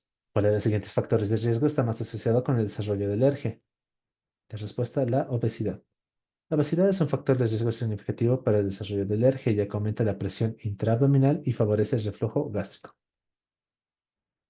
Pregunta 3. ¿Qué hallazgo endoscópico es característico de la esofagitis erosiva? Inciso D. Las erosiones y enrojecimiento de la mucosa esofágica, ¿no? Lo que hemos visto justamente, ¿no? Enrojecimiento y las lesiones. La esofagitis erosiva se caracteriza por la presencia de erosiones y enrojecimiento de la mucosa esofágica, como se puede observar en una endoscopia digestiva superior. ¿Cuál es el tratamiento de primera línea para el ERGE? Si sabe, los inhibidores de la bomba de protones. Los inhibidores de la bomba de protones son el tratamiento de primera línea para el ERGE, ya que reducen significativamente la producción de ácido gástrico. Pregunta 5. ¿Cuál es el mecanismo principal de acción de los inhibidores de la bomba de protones en el tratamiento del ERGE? Inciso C. La inhibición de la bomba de protones en las células parietales gástricas. Los inhibidores de la bomba de protones pues inhiben justamente la bomba de protones en las células parietales gástricas, reduciendo la producción de ácido y por tanto mejorando los síntomas del ERGE. La pregunta 6. ¿Cuál de los siguientes cambios en el estilo de vida no se recomienda típicamente para los pacientes de ERGE? ¿Cuál no se recomienda? Ingesta de comidas grandes o copiosas antes de acostarse. La ingesta de comidas copiosas antes de acostarse puede empeorar los síntomas del ERGE, por lo que se recomienda evitarlas. Pregunta 7. ¿Cuál es la complicación más grave del ERGE no tratado? Inciso D, el esófago de Barrett. ¿No? Si aquí tal vez hubiera habido cáncer o adenocarcinoma, tal vez le hubiera podido ganar al esófago de Barrett. Sin embargo, el esófago de Barrett es una complicación grave del ERGE no tratada, ya que puede predisponer al desarrollo de adenocarcinoma esofágico. Pregunta 8. ¿Cuál de las siguientes pruebas es más útil para confirmar el diagnóstico de ERGE en un paciente con síntomas típicos por endoscopía o pero endoscopía negativa? Recordamos, ¿no? El gold estándar para confirmar es pechometría de 24 horas. La pechometría de 24 horas es útil para confirmar el diagnóstico de alergia en pacientes con síntomas típicos y que tengan también una endoscopía negativa, al medir así la exposición ácida en el esófago. La pregunta 9. ¿Cuál de las siguientes condiciones es un factor predisponente para el desarrollo del esófago de Barrett? Inciso A, el ERGE crónico, ¿no? Ninguno de estos se asocia al esófago de Barrett, pues la ERGE crónica es un factor predisponente para el desarrollo del esófago de Barrett, una condición en la que el epitelio escamoso normal es reemplazado por un epitelio columnar especializado. Y finalmente, pregunta 10 para ERGE, pues ¿cuál es la indicación principal para la cirugía antirreflujo? La fundoplicatura de Nissen en pacientes con ERGE. Pues inciso A dentro de estos incisos, ¿no? La intolerancia a los inhibidores de bomba de protones. La cirugía antirreflujo, como la fundoplicatura de Nissen, está indicada en pacientes con alergia que tienen intolerancia a los inhibidores de la bomba de protones o en aquellos que no responden adecuadamente a este tratamiento médico. Bueno, esto es respecto a la parte de alergia. Teníamos un segundo caso clínico. Un paciente masculino de 55 años con antecedentes de enfermedad por reflujo gastroesofágico de larga evolución. Se presenta en consulta por pirosis persistente y disfagia leve para los alimentos sólidos. El paciente ha estado en tratamiento intermitente con inhibidores de la bomba de protones durante los últimos 10 años, pero los síntomas han empeorado en los últimos 6 meses. Además, refiere pérdida de peso no intencionada de 5 kilogramos en el último año y regurgitación ácida nocturna. No tiene antecedentes familiares de cáncer esofágico. Al examen físico no se encuentran hallazgos anormales significativos. Respecto a las pruebas diagnósticas, una endoscopia digestiva alta superior muestra una mucosa esofágica anormalmente rojiza en la región distal del esófago con un patrón en línea de cresta que se extiende 3 centímetros por encima de la unión gastroesofágica y se toman biopsias de la misma en cuyos resultados se revela una metaplasia intestinal especializada con células caliciformes. Los laboratorios normales, ¿no? Entonces, lo que habíamos descrito, ¿no? Por endoscopía podemos ver las lesiones.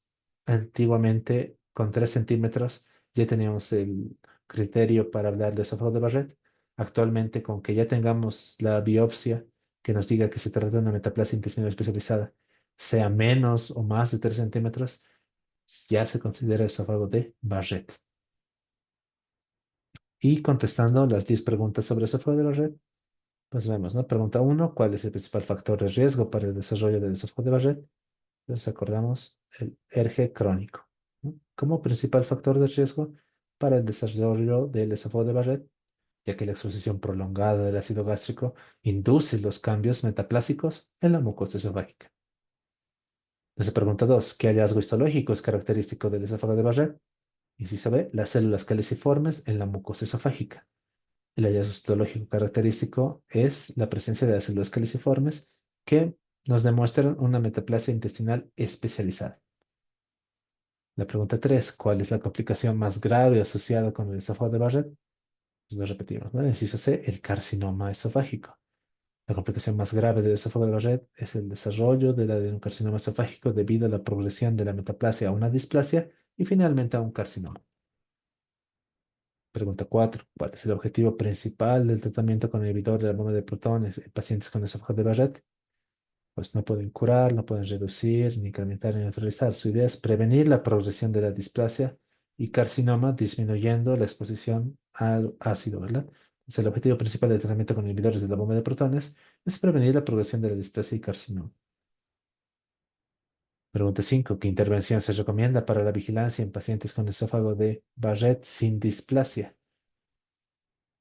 Inciso B, endoscopía cada 3 a 5 años. En pacientes con esófago de Barrett sin displasia se recomienda una vigilancia endoscópica cada 3 a 5 años para detectar cambios displásicos tempranos y prevenir el desarrollo de un adenocarcinoma esofágico. Nuestra pregunta 6. ¿Cuál es el tratamiento más adecuado para un paciente con esófago de Barrett con displasia de alto grado? Inciso C, ablación endoscópica. En pacientes con esófago de Barrett y displasia de alto grado, la ablación endoscópica es una opción al tratamiento adecuada para eliminar el tejido displásico y así reducir el riesgo de progresión a adenocarcinoma esofágico. Pregunta 7. ¿Qué papel desempeña la manometría esofágica en el manejo del esófago de Barrett? Inciso B, evaluar la función motora del esófago. La manometría esofágica evalúa la función motora del esófago, lo cual es útil para el manejo del ERGE. No confirma el diagnóstico de esófago de Barrett, tampoco detecta metaplasia. Pregunta 8. ¿Cuál de los siguientes factores no se asocia típicamente con el desarrollo de esófago de Barrett? Inciso D, la infección por Helicobacter pylori. Aunque la infección por Helicobacter pylori se asocia con úlcera péptica y gastritis, no se asocia típicamente con el desarrollo del esófago de Barrett, que está más relacionado con el ERGE crónico, la obesidad, el tabaquismo y el sexo masculino. Se pregunta 9. ¿Cuál es el hallazgo endoscópico característico del esófago de Barrett? Inciso B. La mucosa esofágica rojiza y en línea de cresta. El hallazgo endoscópico característico del esófago de Barrett es una mucosa esofágica anormalmente rojiza con un patrón en línea de cresta indicando una metaplasia intestinal. Y pregunta 10. ¿Cuál de las siguientes recomendaciones de estilo de vida puede ayudar a mejorar los síntomas y prevenir la progresión del esófago de Barrett? Inciso C. Perder peso y dejar de fumar. Perder peso y dejar de fumar son recomendaciones clave para mejorar los síntomas del alergia y prevenir la progresión del esófago de Barrett a displasia y adenocarcinoma esofágico. La obesidad en relación a la alergia y recordemos, siempre que hablemos del tabaquismo, de fumar, nos exponemos a diferentes tipos de cáncer. Muy bien, eso respecto a lo que viene a ser nuestros dos temas de la clase de esta noche. Han sido unos temas un poquito extensos, bueno, en el sentido de que hemos visto dos temas que están muy unidos entre sí. Y pues bueno, ya pudimos hacer nuestra resolución de los casos clínicos. Hemos resuelto nuestras 20 preguntas de esta noche y solamente nos queda para concluir realizar un pequeño resumen, algo muy puntual, de justamente la enfermedad por reflujo gastroesofágico y el esófago de Barrett. Entonces, respecto al alergia, la definición nos dice que es una condición crónica en la cual el contenido del estómago se regurgita hacia el esófago, causando síntomas molestos o también complicaciones. Es una de las enfermedades gastrointestinales más comunes. Respecto a la etiología, la disfunción del esfínter esofágico inferior es la principal causa del alergia, permitiendo que el ácido gástrico regrese al esófago. Otros factores incluyen la presencia de una hernia hiatal, retraso en el vaciamiento gástrico y un aumento de la presión intraabdominal. Los síntomas clásicos, la pirosis, esa sensación de acidez, esa molestia ardorosa, la regurgitación, la disfagia, son los síntomas más comunes y pueden empeorar después de las comidas y al acostarse. Los síntomas atípicos son la tos crónica, la laringitis, episodios de asma, dolor torácico no cardíaco y hasta erosiones dentales. Estos síntomas pueden confundir el diagnóstico y retrasar así el tratamiento. Respecto al diagnóstico clínico, el diagnóstico del ERGE puede ser clínico basado en los síntomas típicos y también la respuesta a una prueba terapéutica con inhibidor de la bomba de protones. Eso también puede ayudar al diagnóstico. Respecto a las pruebas diagnósticas, la endoscopía digestiva superior está indicada para pacientes con síntomas del arma, como disfagia, pérdida de peso, sangrado. Permite visualizar esofagitis, estenosis y lesiones premalignas como el esófago de Barrett. Nuestro estudio de pHmetría esofágica de 24 horas es considerado el estándar de oro, gold standard, para diagnosticar el ERGE. Mide la expresión al ácido en el esófago. Y la manometría esofágica nos permite evaluar la función del esfínter esofágico inferior y la motilidad esofágica, especialmente antes de considerar una cirugía o para elegir una técnica quirúrgica. Respecto al tratamiento médico, tenemos los inhibidores de la bomba de protones como tratamiento de primera línea, que es altamente eficaz para controlar los síntomas y puede llegar a curar incluso la esofagitis. Se pueden utilizar también antagonistas H2, que son menos potentes que los inhibidores de la bomba de protones, pero pueden ser útiles en casos leves o como terapia de mantenimiento. Respecto a los antiácidos y el uso de alginatos, pues también producen un alivio sintomático ocasional. Respecto a las modificaciones en el estilo de vida, evitar comidas copiosas y alimentos desencadenantes como chocolate, menta, cafeína, alcohol y comidas grasas. Tampoco hay que acostarse inmediatamente después de comer. Hay que elevar la cabecera de la cama y se recomienda pérdida de peso en pacientes con sobrepeso u obesidad. Respecto a las complicaciones del ERGE, la esofagitis erosiva, la inflamación y daño del revestimiento del esófago. 1. 2. Estenosis esofágica como estrechamiento del esófago debido a la cicatrización causando disfagia. Y 3. El esófago de Barrett como una metaplasia intestinal que aumenta el riesgo de displasia y adenocarcinoma esofágico. Hablando del esófago de Barrett, justamente se desarrolla aproximadamente en el 10% de pacientes con alergia crónica, requiere vigilancia endoscópica regular para detectar la displasia o un cáncer temprano.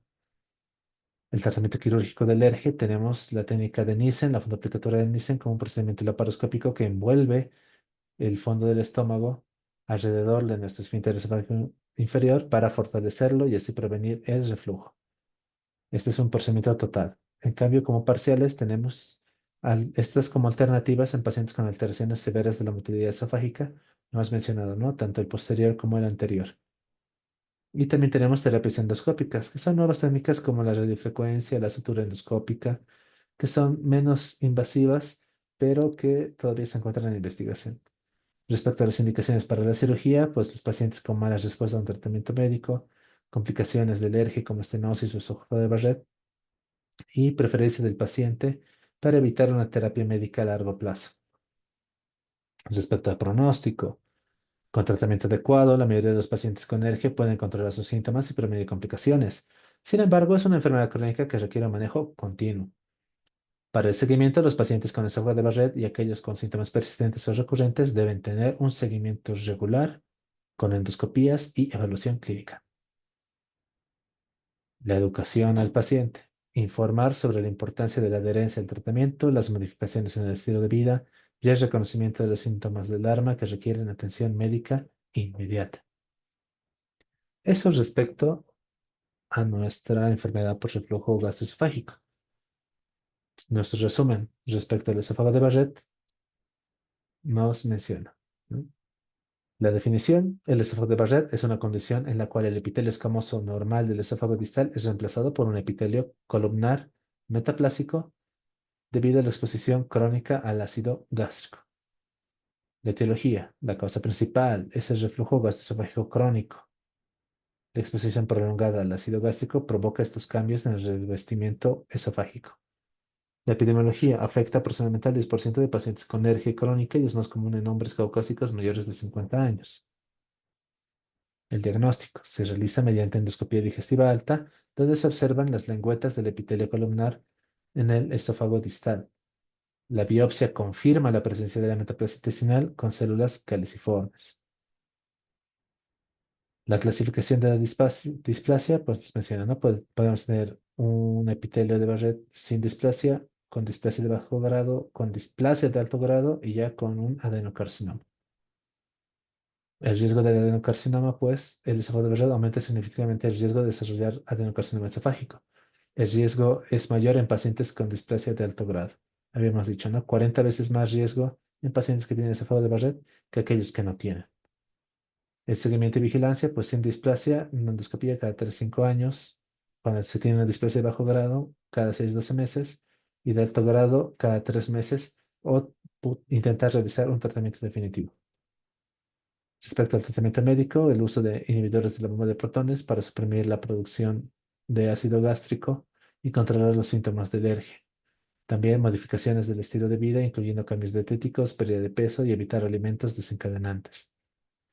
Puede existir un tratamiento endoscópico, la ablación por radiofrecuencia, que se utiliza para eliminar el epitelio metaplásico, promover la regeneración del epitelio escamoso normal, o también la resección endoscópica de la mucosa, técnica REM, para remover áreas focales de displasia de alto grado o hasta un adenocarcinoma temprano.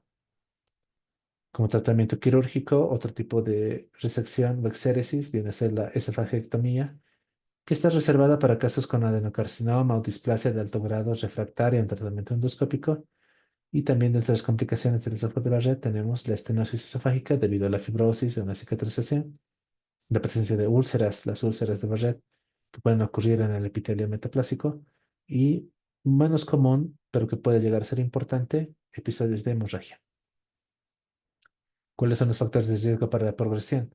Pues dependerá de la duración y la severidad del ERGE, la longitud del segmento de la mucosa de Barrett y también la presencia de displasia. El pronóstico. La mayoría de los pacientes con esófago de Barrett no desarrollan adenocarcinoma. Es por tanto necesaria la vigilancia regular y el tratamiento adecuado que puede ayudar a prevenir la progresión a cáncer. Como prevención, pues un control efectivo del reflujo ácido mediante el uso de inhibidores de la bomba de protones, la modificación de factores de riesgo como tabaquismo y obesidad. Respecto a la educación al paciente, pues informar sobre la importancia de la adherencia al tratamiento, la vigilancia endoscópica regular y el reconocimiento de los síntomas de alarma como disfagia, pérdida de peso y hemorragia digestiva. Muy bien, eso sería todo respecto a nuestra semana de esófago. Hemos concluido nuestra clase de esta noche y por tanto para la siguiente semana ya vamos a dar curso a los temas de patología de estómago. Por tanto, vamos a comenzar con nuestro tema o con nuestra clase introductoria a estómago para posteriormente abarcar lo que se encuentra en su bibliografía, que viene a ser la enfermedad ulceropéptica y también la perforación de las úlceras pépticas. Si tuviesen alguna pregunta, esta es la oportunidad para expresarlas y efectivamente, ¿no? Mm, ¿Vamos a subir las diapositivas más tarde? Sí, lo vamos a hacer. Cardias y esfínter esofágico inferior, ¿es lo mismo? No, no es lo mismo. Pero sí recordemos, ¿no? Que cuando hablamos del esfínter esofágico inferior, estamos hablando de esa zona de alta presión que evita el reflujo del contenido gástrico hacia el esófago. Veamos. Bueno, no ha sido una clase muy larga, tanto como tal vez la de apendicitis, pero bueno, vinagre diluido ayuda al alergia. Bueno, eso no está en el texto, ¿no? Yo creo que es mejor utilizar los inhibidores de la bomba de protones. El bicarbonato puede causar esófago de Barrett. El texto no menciona eso en ninguna parte. eh, Me imagino porque hace más énfasis en poder controlar el reflujo, o sea, la exposición al jugo gástrico que es ácido. Incluso más importante que eso, poder identificar el reflujo duodeno gástrico esofágico que tiende a ser más agresivo que solamente el reflujo gastroesofágico. Pirosis es lo mismo que reflujo. Pues justamente la idea del texto cuando habla de los síntomas es describirlos, es hacer mucho hincapié en poder describir los síntomas para poder definirlos. Y nosotros al principio dijimos, ¿no? La pirosis, ¿no? La pirosis es un síntoma que tiene una definición, eso lo dijimos, ¿no? Es esa molestia de tipo ardoroso.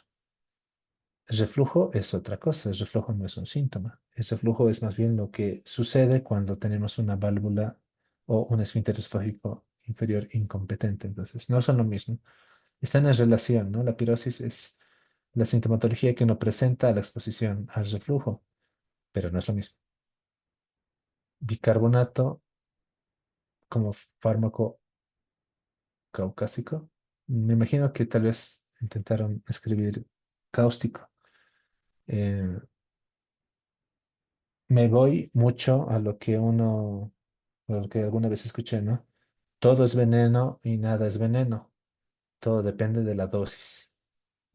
¿Qué tipo de concentración de bicarbonato podemos utilizar para que tenga un efecto cáustico? Me imagino que bastante.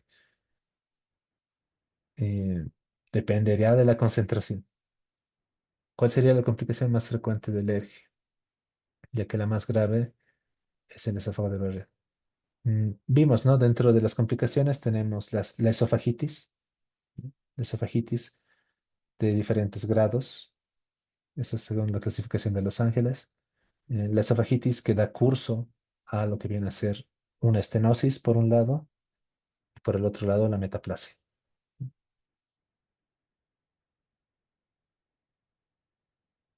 ¿Cómo podemos identificar ese flujo del duodeno? Pues recordando nuestra clase del día martes, donde teníamos los estudios para detectar o para evaluar el reflujo o el funcionamiento duodeno-gástrico en relación a la patología esofágica. Tenemos, por ejemplo, los estudios de vaciamiento gástrico, también los estudios de el análisis de la composición del jugo gástrico o del reflujo en este caso, si lo llevamos a un análisis y vemos que tiene sales biliares o que tiene un pH que no es tan ácido, entonces estamos frente a un reflujo también del duodeno.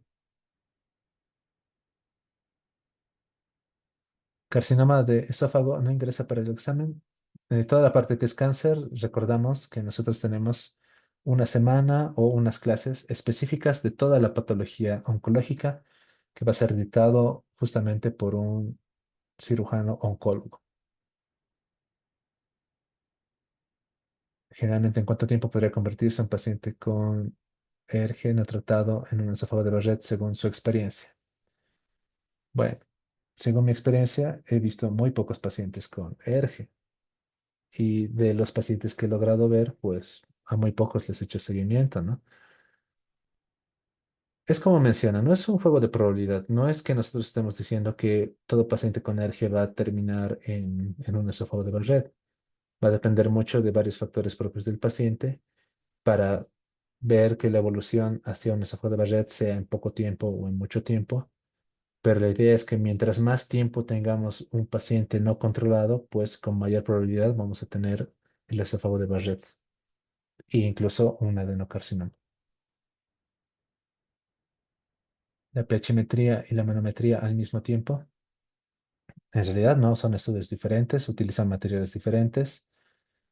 El que tal vez podría ayudarnos un poco más para tratar de hacer un procedimiento simultáneo es lo que vimos el día martes, la impedancia o una impedancia con pH-metría, que también evalúa la motilidad y también evalúa la exposición al ácido. Inhibidores de bomba de protones sin efectos secundarios. Hay muchos pacientes que lo toman de forma crónica. En Bolivia usan frecuentemente el tratamiento quirúrgico, el tratamiento médico crónico, tratamiento quirúrgico, ambos tienen posibles efectos secundarios. Bueno, respecto al tratamiento quirúrgico, hay que ser muy honestos en el sentido de que muy pocos cirujanos realizan cirugía de esófago. Eso hay que verlo como una oportunidad, ¿no? No son muchos, no son muchos los que se animan a hacer cirugía de esófago, tiene sus complicaciones, tiene o requiere su habilidad, no es un procedimiento muy sencillo. Si bien en el texto o en la explicación puede parecer algo fácil, pues realizarlo no es sencillo. Hacerlo por vía laparoscópica necesita también su entrenamiento. Entonces, no muchos pacientes llegan a un tratamiento quirúrgico, pero eso es algo que esperemos mejore con el tiempo, ¿no? La idea es siempre mejorar el diagnóstico, no encasillarlo solamente en el tratamiento médico, sino poder ofrecer bueno, yo hablo como cirujano, ¿no? Si uno como cirujano, como especialista puede ofrecer un tratamiento que puede mejorar la calidad de vida del paciente, pues hay que hacerlo. En este caso, como han visto, la cirugía antirreflujo tiene muchas ventajas. Expone al paciente a complicaciones, entonces no es algo que se pueda ofrecer o que se encuentre ofertado como una apendicectomía en nuestro país, pero yo creo que es una oportunidad, ¿no? Para aquellos los que deseen ser cirujanos, pues pueden especializarse en cirugía laparoscópica avanzada o en patología de esófago, que eso es algo que no tenemos muchos especialistas en nuestro medio que se encarguen de tratar de forma quirúrgica estas enfermedades.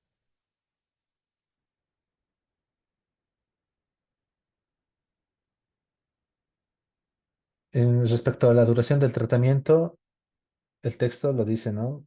Como buen cirujano dice, el tratamiento médico es para toda la vida y quien no quiera un tratamiento para toda la vida debe inclinarse por la cirugía. Entonces, eso es lo que podemos resumir de lo que nos dice el texto al principio, ¿no?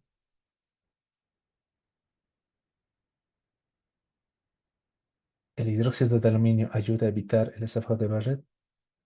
No. Incluso en nuestros puntos clave o nuestro resumen decíamos, ¿no? Más que todo, inhibidores de la bomba de protones. De igual forma, mencionamos que la parte de la cirugía puede ayudar. O sea, ¿cuál es la idea? El esófago de Barrett es el resultado de la exposición al jugo ácido o al jugo duodeno-gástrico que refluye. Entonces, la medicación, el omeprazol, los inhibidores de la bomba de protones, lo que hacen es disminuir un poco la secreción ácida y ayudaría a disminuir entonces la exposición. De igual forma, la cirugía lo que hace es prevenir el reflujo. Si nosotros evitamos la exposición de esa mucosa de Barrett al jugo gástrico o al jugo duodeno gástrico, vamos a ayudar a que no empeore el caso.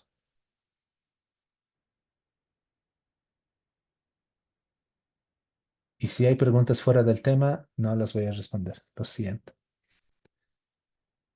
Bueno, si eso es todo respecto a esófago de Barrett, perdón, a esófago de Barrett y a la enfermedad por reflujo gastroesofágico, podemos dar por concluida nuestra clase y pues, eh, a ver, una pregunta más, esta. ¿Cómo se puede saber si un paciente con diagnóstico de ERGE está bien controlado? Lo hemos visto en nuestra evaluación de los resultados. Tiene que haber una mejoría de los síntomas. Muchas veces con tratamiento médico, una gran parte de los pacientes supera los síntomas. Otros no, nos vamos por la cirugía. ¿Cómo sabemos que la cirugía es exitosa? Porque el paciente refiere que ha mejorado sus síntomas y que tiene pocos efectos adversos después de una cirugía. Entonces, ¿cómo sabemos? Pues evaluamos al paciente, vemos su sintomatología, vemos que ha mejorado la pirosis, vemos que ha mejorado la regurgitación, vemos que ya no presenta, no sé, sintomatología respiratoria y que también tiene una buena deglución, de que no tiene disfagia. Son todos esos valores que nosotros evaluamos a nuestro paciente después de ofrecerle un tratamiento. Muy bien, muchas gracias por su atención. Vamos a dar por concluida nuestra clase de esta noche. Y pues nada, una vez más agradecido por la atención que me han prestado y les deseo un buen fin de semana. Aprovechen el tiempo para seguir estudiando y pues nos vemos la semana siguiente ya con patología de estómago. Que tengan muy buenas noches.